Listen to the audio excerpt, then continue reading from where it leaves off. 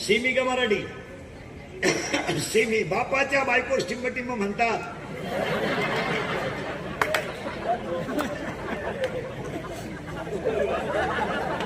विचार मला बाप कोणला म्हणतात.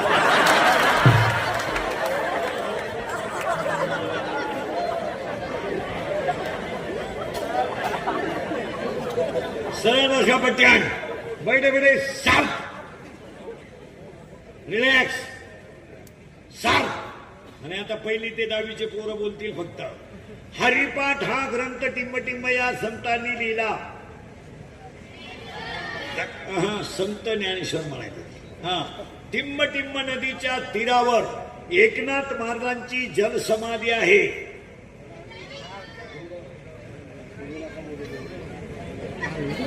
पैठणी नदी आहे का?